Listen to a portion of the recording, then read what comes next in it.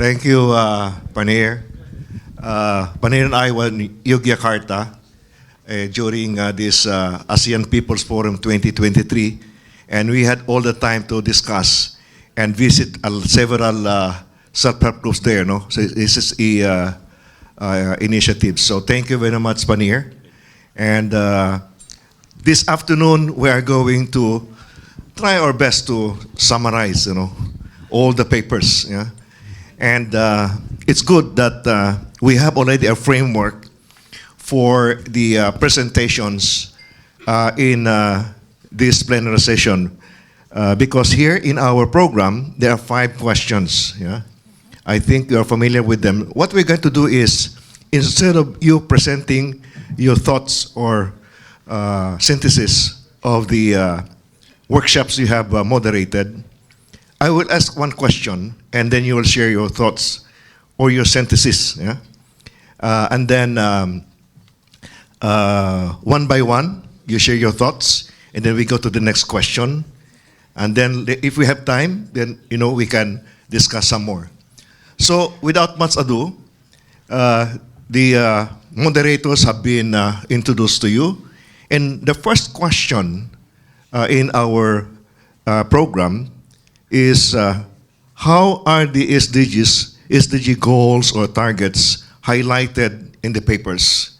Now, you may have prepared something, or you may have in your mind just a synthesis, or you have your own impression.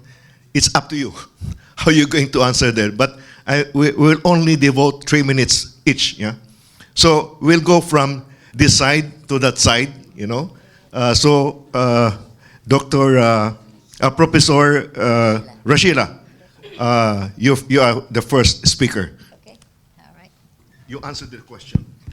Thank you so much, Dr. Ben, and thank you so much for having the chance actually to moderate the session just now. Okay, straight to the answer. If what I have done is, with regards to the first question, I had 4 of my speakers, and they're all here, I think. And looking at the 5 Ps, yeah, our people, planet, partnership, prosperity, as well as justice. What we're looking at in the presentation of this particular 4 papers, SDG 1, 3, and 5, and 4 as well, and the people were the one that came out very strongly. And then SDG on prosperity, number 8, that one came up very strongly, and that ties nicely into the SSE. And of course, also SDG number 17, which is about partnership. So that was the main SDGs that came out under during the panel. And the work was done on 2 groups basically. One was on home-based homemakers actually, yeah, and then the other one was actually at the university. So these were the 2 areas of work that was discussed at my particular panel. Yes. Mr. Ken? Thank you, Dr. Ben. Good evening, everyone. I am an example of what in Malaysia we call as calon payung terjun. Yeah, so you've been parachuted into the session right now. But thank you very much for giving me the chance to share. In relation to SDGs, what I would like to say, and this resonates with all of our work in the APPGM and also elsewhere, Dr. Ben and friends, is that when people do work and social work or community work, people don't think about concepts. People don't think about terminologies. And so what Akanat shared, for example, when we do good, it goes back to when everything is stripped bare, the fundamental is always to do good for society. So he was sharing with us how the garbage revolution community in Thailand doesn't know, or if I can say, is not very, doesn't use the terminologies of SDGs or even SSE, but what they want is to do good for humanity, for the environment, for people. So I think that is what is very significant and distinctive, and that's what we try to highlight in all our work also. It's not so much the terminologies that matter, but it's the act and the humanity that is most important. But for maybe academic and researchers like me and maybe our friends, if we use the term SDG, of course, then what comes out is SDG 1, 5, 8, 13, 16, and 17. They all relate to poverty, gender, for example, in the case of Mr. Abdul Awal, who shared with us the story in Bangladesh, where it's very difficult for women and the women community to engage in employment. So SDG 5, so SDG 8, SDG 13, climate change, on climate change, SDG 16 and 17. So that's just what I want to share. So although we speak in very bombastic or jargon or technical terms of SDGs and SDGs, but I think at the very base, I think what they want to do is to do good and to make sure that the humanity comes out in every one of us. Thank you. Wonderful. Dr. Lin, please. Yeah, thank you, Dr. Ben. As Dr. Ken has said, from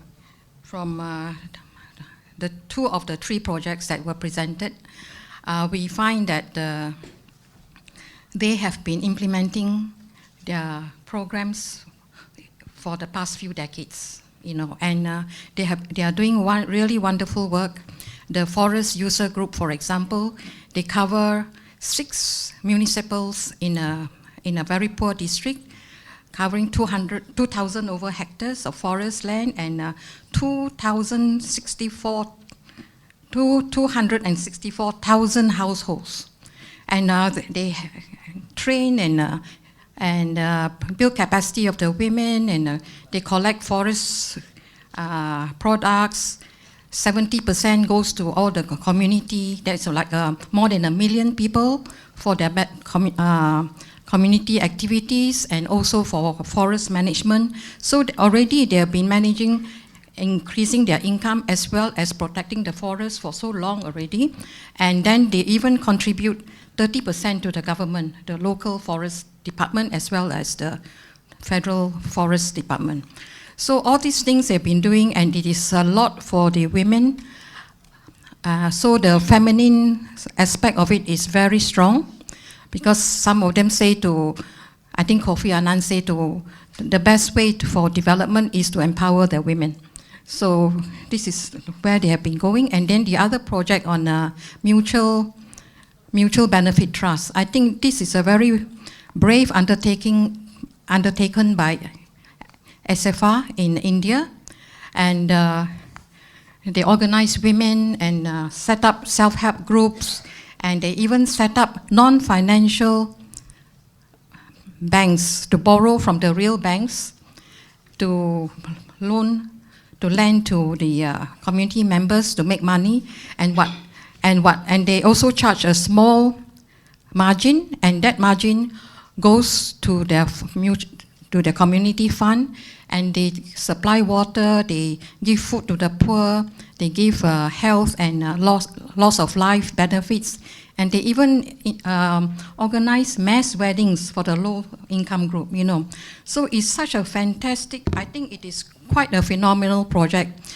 And of course, they fulfill all the SSE criteria, and they also fulfill many of the SDG targets. So I think it is a really wonderful example that should be promoted and adopted by more. Thank you. Thank you, Dr. Lin. Ms. Norfara.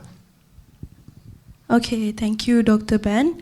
Okay, so what I can conclude during my session is the session highlights various of SDG, but particularly focusing on SDG 1, poverty eradication, and SDG 5, gender equality. So when we talk about poverty eradication, so this session emphasized the role of women entrepreneurs in poverty eradication, linking their activities to increase family income and also economic growth. And at the same time, during the session, they will discuss the challenge faced by women entrepreneurs, emphasizing the need to address obstacles like lack of financing and also socio-cultural restriction. At the same time, advocate for sound policy framework at various levels to support poverty eradication action. And the second one will be the SDG 5, the gender equality. So when we talk about gender equality, during the session, they discussed the stress, the importance of gender-sensitive policies for supporting women entrepreneurship, and also at the same time, the challenge such as gender stereotype and lack of family support in the context of achieving gender equality. And I can conclude that the session underscore the role of women entrepreneur in poverty eradication and advocate for gender-sensitive policy to promote equality, aligning with SDG 1 and SDG 5. I think that's all. Thank you, Ms. Rain. Melissa? Thank you so much for having me as a moderator. I think I had such an interesting panel today, and the panel was mainly about participation of youth within, inclusivity and youth within the SDG framework. So we've heard 5 papers during the panel, and 2 of the papers were highlighting how youth were working together within a post-crisis situation. So one is from a natural disaster, another one is from the effects of war. And then we have lessons from STEM for students as well, implementing STEM within the schools in Malaysia. And I'm a bit lost in my notes actually. And the need for multifaceted strategies for a holistic approach within youth engagement. So what I can see during all of these papers presented, that it checks almost across all of the SDG goals, from poverty to climate change, but particularly on quality education. So, you know, quality education, I think, is such an important thing for the youth today.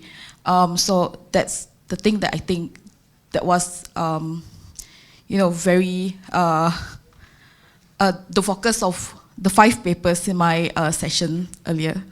Okay. Asimer? Okay, thank you, Dr. Ben. I would like to thank my panel of speakers this evening, because from their papers, we've got a perspective from various nations: Indonesia, Philippines, Bangladesh, and Malaysia itself. And it gives us a perspective about building an inclusive communities.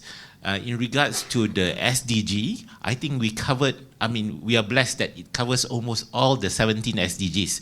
I think the only thing that we did not cover was life underwater. The rest, I think we touched, but mainly focuses on SDG 1, 2, 5, 10, and 11. Yeah, so it looks at empowering the marginal communities, gender equality, and providing good education. So, thank you. Thank you. So you see the testimonies of the moderators about the cases, that SDGs are being achieved on the ground. But the reason why there's only 15% compliance with SDGs is that these cases are not recorded, because most of these cases do not appear in the statistics of the government. Imagine if this kind of initiatives are recorded, reported, maybe the compliance will increase to 80-85%. This is why it's very important to go to the communities and document these cases, because as you have reported, they are achieving SDGs. And here in the conference, we have proof that really these things are being done by the people. So let's give, a big hand to our moderators for reporting this. And this gives us confidence, that if we continue to document these cases, we are actually revealing how much more the people are contributing to SDGs. This is a good conclusion that this conference can report. Now, the second question: what are the core SDG features highlighted and practiced? Now, here the SDG core features are mentioned here. So in your observation, what have you observed in terms of the core features of these entities that are undertaking these activities that generate these SDGs? Remember what I said this a while ago about the tree and the forest, you know? So you can, tell us what kind of features of organizations or entities that are achieving these SDGs. Maybe you can start again, from this. All right. Yeah. Another 3 minutes, Dr. Ben. Yeah, another 3 minutes. Yeah, we are very efficient. Okay. Okay, let me start by saying that with the SSE, there are 7 parts to it. So what I did even before the session, I already drew up my map here, trying to see while they were talking, because sometimes in the papers you may not write it sometimes, but when you speak, there are things that come out that you may not capture it in the paper. So trying to balance those things. All my 4 speakers, I tell you, I think they did a very good job. Yeah, I have Ume right here, and then I have Punsam. Where are you? And yes, from Thailand. And then I also have Maria, okay, and from the Philippines, and then Hanan from Iraq. So we actually went all the way from, Southeast Asia all the way to West Asia. I didn't want to use Middle East, okay? That is an ideological stand right there. Okay, regardless, with regards to all the 7, definitely most prominent, because I have 2 different cases actually. Three of the projects were very economic based in a sense. So the most outstanding one, engaging in economic activity all across. Number 4, in terms of the university itself, they are training people. They are training students and so on. So under SDG 4, going through that. Definitely all primacy of people, definitely all through the 4. Contribution to decent work, definitely all the 4. Now, mutual aid, that came through in 2 of the papers, more compared to the other 2, okay, with regards to disaster management, mutual aids, cremation, and so on. And in Philippines, they have special words for it, yeah, Menian, Damayan, and so on, yes. Right. So you can see that these are apparent, okay?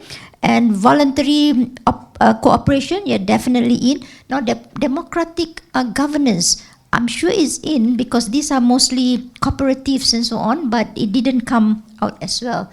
But it does give autonomy and independence to all. Okay, all right, thank you. Okay. Thank you again, Dr. Ben, Prof. Rashila, and friends. In terms of the features of the SSE, right? I think to sum it up in all the papers, I think what they have tried to do and what has been happening on the ground is the 2 keywords I think are 1, people-centric, centering on the people, and then number 2 is trying to enact social change. So as much as what I shared in the first round, that values and humanity are important, but it also requires us to engage in social structures and social processes. And that's where I think the SSE comes in. And I think in all the papers, they try to highlight how various communities are trying to build on this spirit and philosophy of being people-centric, so that money, market, and produce serve the community and not the community serving the market. I think that goes to the crux of it. Money serve people, not people serve money. I think that is what they're trying. And so, and again, but also please, I apologize, allow me to acknowledge the wonderful contributions of the 3 presenters, Akanut, Mr. Alam, and also Indra Mil for their wonderful papers. The idea of people-centric reflected through mutual aid, voluntary participation, cooperation, togetherness. I think that was also expressed. I think all that shows the transition from values and personal to the social and to the social structures. And I think that is where the SSE is so strong, and it comes out very strongly. Again, allow me, if I can share again the story of the Supan Buri garbage collection, garbage revolution community. Why they call it revolution and not change or something? Because they say we don't have time. We need it to do it now, and we must move now. Yeah, macam pagi. So, yeah, that's why it's revolution and not just change. Thank you. Yeah, thank you, Dr. Ben. I think the three presentations during my session by Mr. Budarai from Nepal, Mr. Kon Onsen from Malaysia, and Mr. Kumar from India, what shines through are the values of sincerity, trust, and perseverance. Because, it's not easy to start projects like that. For example, the Forest User Group. 265,000 families, over 6 municipalities of the poorest region. So, to think of how to get started, how to organize all these people, and what kind of structure, what kind of, projects and activities they can carry out, and to divide the income, 70% for the people with 25% for forest management, and another 30% to the forest department in the local and federal levels. So it takes a lot of honesty to manage this kind of thing, to distribute the income fairly to the whole community of 1 million people, and also to educate them, train them to be self-sufficient. So they really, are very sincere in doing all these things, and it's been working out very well. It really covers all the SSE criteria as well as many of the SDGs. And also the Aboriginal people's farming project, for example.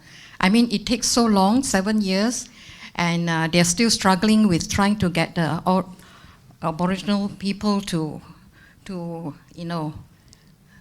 beef it up, to really commit to a market-led kind of environment, economy. So, it is so much work and dedication put into it to try to improve their situation. And then the mutual benefit trust, for example. It takes, of course, they have self-help groups to carry out capacity building, financial management for all these more than 1 million people. But, to have the courage to start something like a non-financial organization registered under the Reserve Bank of India, to borrow money from commercial banks, to lend to their members, and to make a profit, to do all their community work. I think it is a brainwave, and also it takes so much courage in order to start something so massive with so many millions of beneficiaries and the empowerment of women. So it covers all the SSE criteria as well as most of the SDG targets. Thank you. Okay, thank you, Dr. Benjamin. And then, okay, what I can conclude for my session, okay, they have several core features of social and solidarity economy SSE. So the main one is the engagement in economic activities. So basically, 3 of my panel, they were talking, okay, like example, Dr. Eri, the paper, it's about the agrarian reform, okay, and then from Miss Dayang, a rural woman entrepreneurship empowerment in Sabah, and also from UMK, the production of biochar.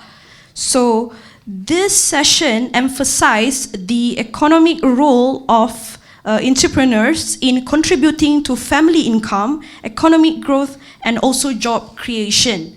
So other core features is the primacy of people over capital. So during my session, okay, we have discussion in this topic on advocate for policies and practices, okay, that prioritize, okay, example, the need of women entrepreneurs, particularly addressing gender-specific interventions, okay.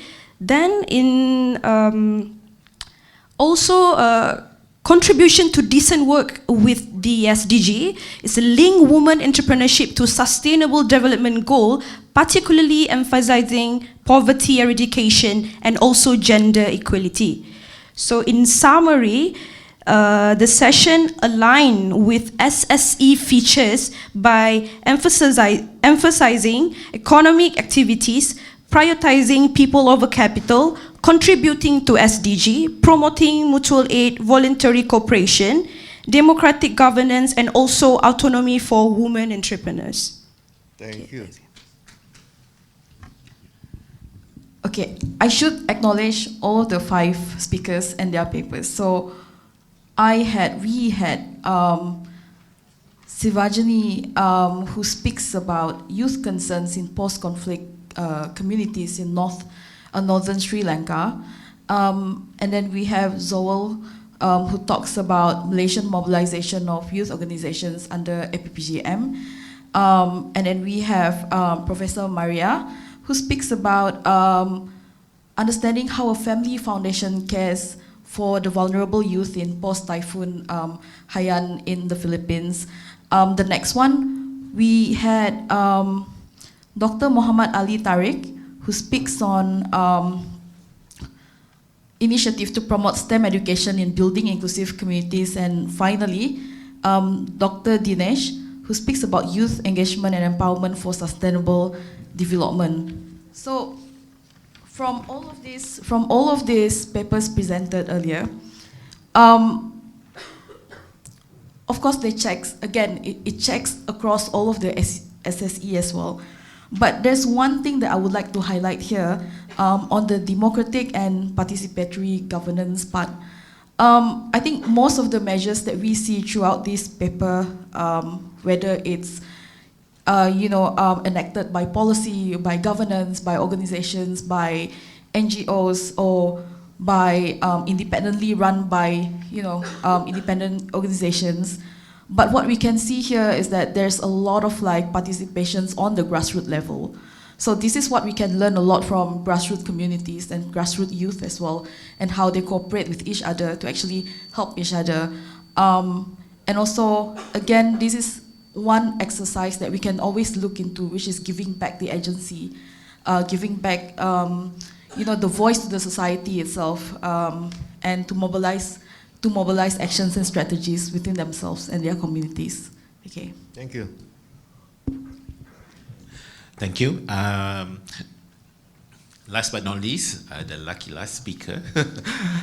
So I would like to acknowledge my panelists, Nurul Shahira from EPPGM, Mr. Shah Abdul Abbas from Bangladesh about Dew Crafts, Mr. Chandra Firman Toko, who talked about Toko Trubus, Rogelio Reyes, talking about the initiative by the local authority in Quezon City, and Kohan Pati, who talked about Pepper Labs.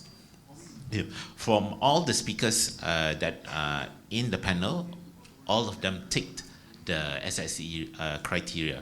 But in each of the presentation made, I can hear about fair trade, equitable access to employment, participatory governance, and autonomy and independence. However, I also heard about something that is close to my heart, which is about paying it forward.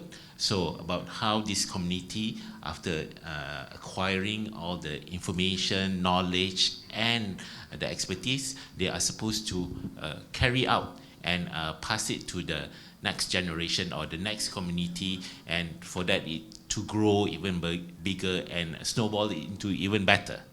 So thank you. Thank you. So, to summarize, one of the major feature of the kind of enterprise that we want to look for is that it is participating, it is creating wealth. It must engage in wealth creation, meaning to say, engage in economic activity. Why?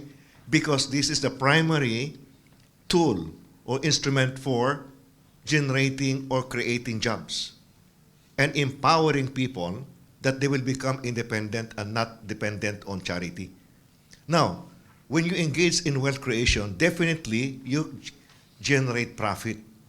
Generating profit is not the problem. It is desirable. What you do with profit is the issue. In SSE, the profit is used to create more jobs, to develop more job opportunities, business opportunities. In other words, it is plowed back. Now, many of these SSE entities are micro, small, and medium enterprises. They're local based. They spend their profit in the local economy. Not unlike the big guys, they spend their money in New York, in Tokyo, not in local economy. That's why it's very important that we know the kind of enterprises or organizations we're looking for when we look for organizations that contribute to SDGs. Now, the challenge is this. The forest that we are confronted right now, we don't know what kind of trees are planted there. Yeah? So this is the challenge for us. If we do not know the kind of organization we're looking for, we're going to get lost in the forest that we call capitalist society. Yeah? So, with that, the next question is about the challenges, faced. And what I'd like to ask you now is just mention one, yeah?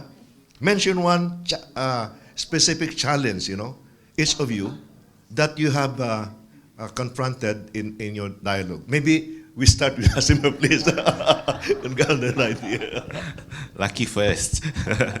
Okay, from the 5 presenters that were in my panel, I think the common denominator that was discussed of the challenges is capital. Because of the lack of capital or the lack of resources, it delayed innovation or implementation of the initiatives.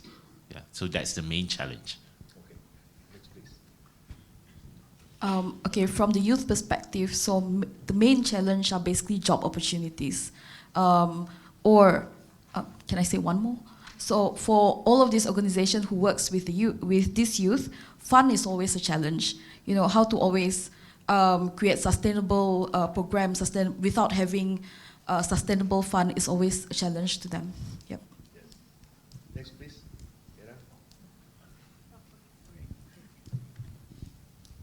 Okay, for my session will be the lack of financing and institutional support, where the women entrepreneurs struggle to access financial resources and face a lack of institutional support, hindering the business growth.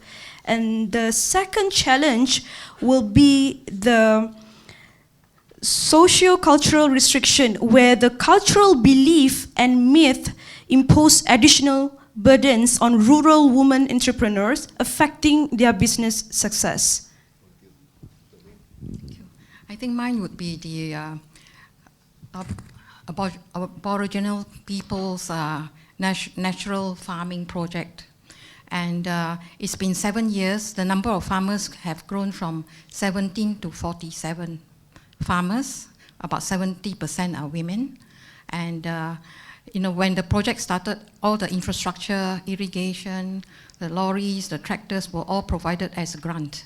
And until now, they are only able to cover their cost of production, but not their cost of marketing, of which they pay 40%, and the grantors have to pay 60% of the marketing costs. So at this rate, how are we going to expect sustainability to be achieved? So that is a very big problem. And also in the community, the hierarchy is very flat. So even though there are volunteers in the committee, if even one person objects to anything, it cannot be carried out. So cooperation level is quite low. So yeah, so the sustainability question is still, hanging very heavily on the project. Thank you. Dr. Ben and friends, I think if I were to summarize in one word, I think the challenge is of contradictions. Contradictions meaning, for example, in the case of India, you may have CSR law, but to what extent this law is implemented? Contradictions of implementation. Number two, contradictions between the community and the wider society. For example, in the case of Bangladesh, you have a cooperative or social group that promotes women empowerment, that promotes progressive values, but you're faced with a society that has other values. That's another contradiction. And the last contradiction is the contradiction of top-down and bottom-up. So you may have cooperatives and communities that are horizontal, that are egalitarian, but then you are in a society which practices, for example, top-down, maybe patriarchy, it may be dominant psychology. So these are contradictions. So what we have, to sum it all up, are islands of light in a sea of darkness. How do you navigate these contradictions? Thank you. Okay, in the presentations made by the panelists for our session, because we are dealing with a lot of the informal sectors. The workers, the home-based workers, they are really pretty much based within the household, within the communities. So one of the biggest challenge, at least that we can draw out from this, but the presentation is on social protection. Social protection, yes, you may have it. Usually is for those who are within the productive employment, but when you're dealing with informal sector, this is a different ballgame. So there is a need to look into this particular issue. There are social protection within communities. This is something we can draw out as well. How do communities protect themselves? How do families, you work within extended families and so on. So once again, the issue of social protection, and sometimes policies might be there for social protection, but people do not know about them. That is another challenge. And that is also true with regards to the universities. It was written about gender equality, but when the research was done, actually the people within the university, maybe a very few percentage actually knew about it. So this is another thing to highlight, to make policies visible or programs visible to the people, because they may not get to the point of knowing about it. So social protection and the visibility of the, policies that need to come out in a more prominent manner. Thank you. So you see, there are two ways of looking at challenges. One is to say, my goodness, a lot of problems. Huh? So it can discourage you. Yeah? The other way of looking at it is to say, very good. There are challenges, Then there are things that we can do because there are challenges to overcome. Yeah? Now, with these challenges, I think it's very important for us to understand that if we do not know the problems, we cannot find the solution. It is very difficult, to find solution when you don't know the problem. That's why challenges, when they are able to identify this is very good. Yeah? Because we will know what are the things that we need to address in order that we can move the movement to another level. Yeah. So thank you for this. And before we go to the next question, I would like to request you to write down all your answers, because we will record this and put this in our publication. It's not 1 minute task. You can submit it tomorrow or sometime later. But we need your input. We know that you can write very well. So we want you to contribute to the publication of PPGM. You know that Dr. Denison is very fond of publication, so we we need to collect, the reflections. Yeah. Now the next question is, given all this, the things that you have shared in terms of the targets and then the features and then the challenges. Now, we are confronted with an ecosystem where you have the public sector and the private sector, and we are here, the SSE. How do we engage? Yeah? How do we engage in such a way that we can convince the private sector and the public sector to collaborate with us, in spite of the conflict, in spite of the contradictions? Yeah? So, what came out from your dialogues, from your sessions? We start again with Asimer, because he's very much reflecting on it. Right. Okay. This is a very interesting question because it also relates to the final question. In my session, there was a common agreement of the importance of collaborative support from the private sector and the public sector. So for the initiative to go beyond what they are at the moment, so it requires this collaborative effort, both from the private sector and the public sector. So coming from a public sector myself, we understand that the CSOs and the NGOs are doing a lot on the ground, and for them to move at a pace that and cover more areas requires the support from the public sector. So this is an issue that not just Malaysia is facing, but from my panel discussion, is also facing in other countries as well. So how do we address this? Sessions like this is one of the initiative. So it can be an eye-opener for the public sector, like people like me, to see what are the initiatives done by the CSO and the NGOs. And as you mentioned earlier just now, which is correct, that all of these projects that are already on the ground, but it's not captured in the database that is done by the government. So because of that, the achievement of the SDG is not reflected. So this is the thing that we need to address, and I have no answer to it. I have no answer to it, but initiative like this is one of the ways that we can look into it. Thank you. Thank you. It's funny that he mentioned that, because I sort of feel the same way as well and have the same sort of like an answer as well. And I wrote here that before we get to collab, let's speak a little bit with each other. Okay. So there's a lot of things that are happening, the way I observe, the way like what he observed, the way a lot of us observe that people are working in silos. NGOs are working in silos, government are working in silos.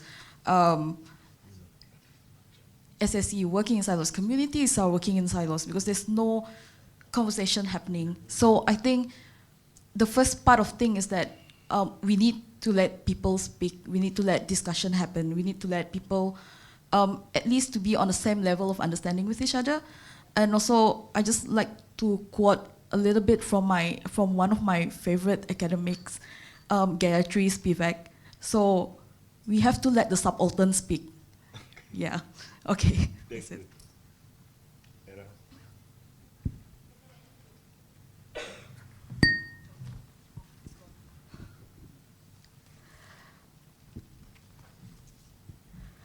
Okay. So what's the question just now? Encouraging the collaborative. Okay. Okay. So for me, encouraging collaboration between various stakeholders for building more inclusive communities and achieving the SDGs involve establishing partnership. Okay, establishing partnership, I feel like it's a vital part in in building more inclusive communities. To foster partnership between government agencies, NGO, and the private sector to combine resources, expertise, and network for comprehensive initiative. I like the implementation, okay, from the talk from Professor Dr. Palsan from UMK Kelantan, the socio-economic empowerment of poor community through biochar, where the project not only addresses the immediate economic needs for poor community members, but also contributes to broader sustainable development goal. And in this project, they create a community cooperative focus on biochar production, where the initiative not only provide income generating opportunities, but also focus on environmental sustainability by repurposing biomass waste. So this is a very great partnership we can see, and during this session, they also emphasizing the importance of collaboration between academia and also industry.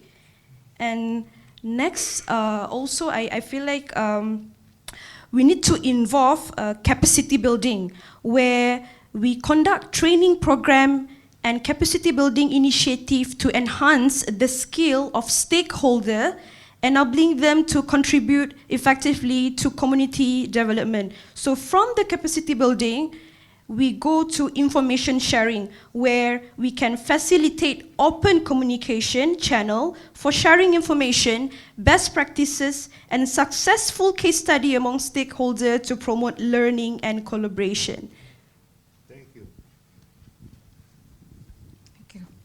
Yeah, for the forest user group in Nepal, they work very closely and collaborate with the Division Forest Office, which also give them a lot of technical support and advice. And they also collaborate with the local clubs, women's groups, businesses, and the local, municipal, provincial, and federal government in policy issues. What probably can be done more is collaboration with business, because the income they receive from their forest products are still not profit making. So I think they should collaborate much more with the private sector in order to do market research and produce products that are, in demand in the market. And for the mutual benefit trust, the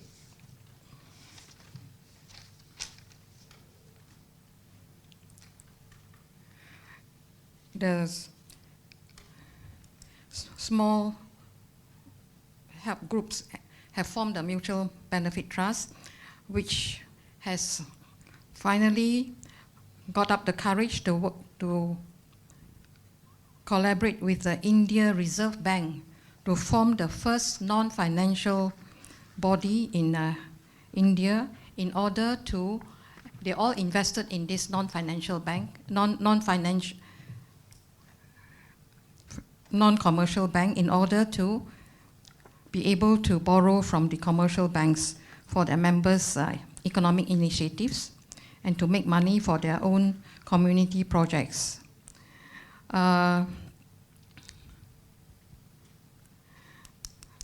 So I think that they are doing very well, and what they need more is perhaps again to increase their businesses to make more money. And but the third project is on the Aboriginal peoples, the Orang Asli. The rights of the Orang Asli are stated in the federal constitution. However, other things, especially the biggest problem faced by the Orang Asli are actually the land rights, and which are actually under the purview of the state governments. And and they are not, they cannot be directed by the federal government to provide, alienate the land to the indigenous tribes. And the state government has been very free in providing the forests for logging and development purposes and so forth. So a lot of NGOs and even the National Human Rights Institution has been fighting very hard with, for the Aboriginal people's land rights. Thank you. Dr. Ben and friends again, I think how the collaborations happen, I think from what I gather from the paper and from the discussion today, I think it all stems down from a, if we can call it as a shared past and a shared destiny. I think we are beginning, and I think Datuk Saifuddin has alluded to this in the morning, where we are no longer separated, and what happens in Africa happens in Southeast Asia, what happens in Southeast Asia happens in Europe, and vice versa. So I think the realization that there's a shared past and a shared destiny has brought people and corporations and governments together. There is also the idea of common problems and common solutions and common agendas. So, for example, in the papers have brought out problems, common problems of employment, common problems of poverty, common problems of environment. It's all within the best interest of everyone. Of course, the strategies may differ, but everyone shares this similarity. I think these overlapping consensus, as they would say, overlapping problems, are what compels us and forces us to come together. And I think at this juncture, with the pandemic, with whatever is happening, I think it has brought people together, and corporations and businesses and SMEs, SSEs with capitalist framework or the rest. And also the idea of the SDGs and also SSE has functioned again.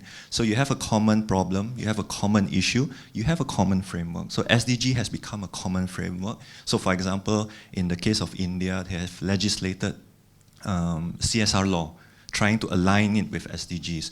Implementation may be discussed, but then it shows that there is a convergence. And just to conclude, I think it was very interesting. I think last week I had the privilege of listening to Jeffrey Sachs, who delivered a lecture in one of the universities here. He highlighted the speech of JFK, John F. Kennedy, in 1963, called the Peace Speech or something. He says something along the lines of, we only have one planet, we only have one Earth.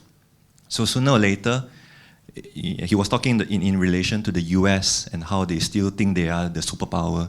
But at the end of the day, we live in one world. We have to change. If we don't change, we will all suffer.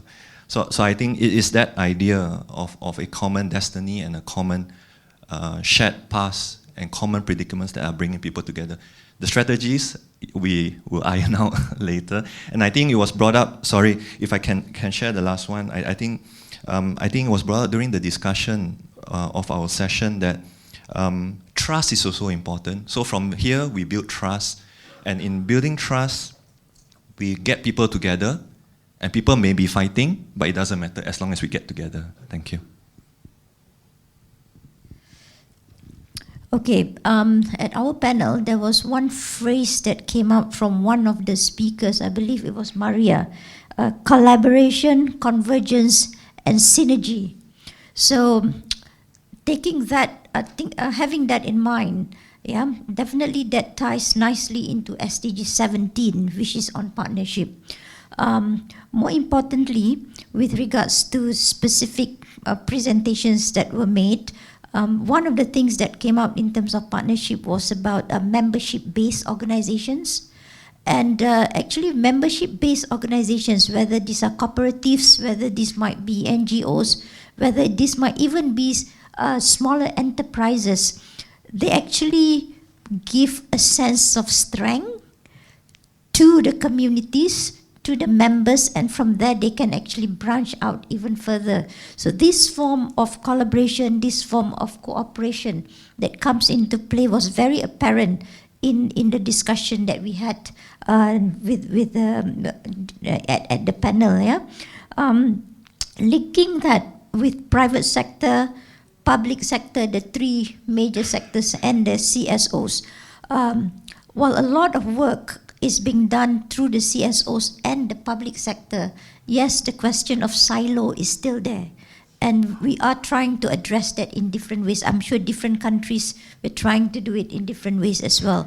Because the silo effect that mentioned just now, then you have a lot of duplication of work and so on. And it's a waste of fun as well when this happens. So collaboration within the sectors, between the sectors, are very, very important. In fact, there was, during tea time, YB Rohani and I had a short discussion in terms of the contribution of private sector, within the work that we're doing, and whether they need more incentives of tax exemption or whatever that might be. So these are strategies that maybe we have to think about when we talk about collaboration. So I think with that, thank you so much. Thank you very much. There is a last question, but actually this is already answered by their responses. And this is about, moving forward. But they only answered 50%. The other 50% I addressed to Dato Denison. Moving forward, you must put all these people here together. Imagine they synthesized 24 papers, and the knowledge that they have gained, I think you have to rope them in to help you plan for the next conference in 2025. It was intentionally put there.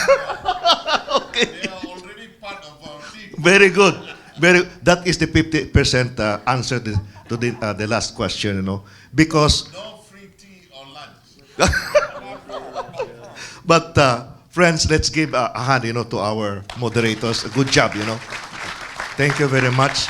Now, for the summary of summaries, very quick. I listened to a pastor in the Philippines, and he said, to be an overcomer of any problem that you encounter, I advise you three things. Minimize pain, maximize pleasure, do the most good. Now, I'll summarize this, but in an inverted way. First of all is, let us do the most good in promoting decent work, achieving SDGs, and maximize partnerships, solidarity, collaboration, working together, and minimize conflicts and contradictions. With this, ladies and gentlemen, we have achieved, our job. Thank you very much to our moderators. You made our job very easy, But don't forget your contributions in terms of writing, because we need to put this in the publication, Dato.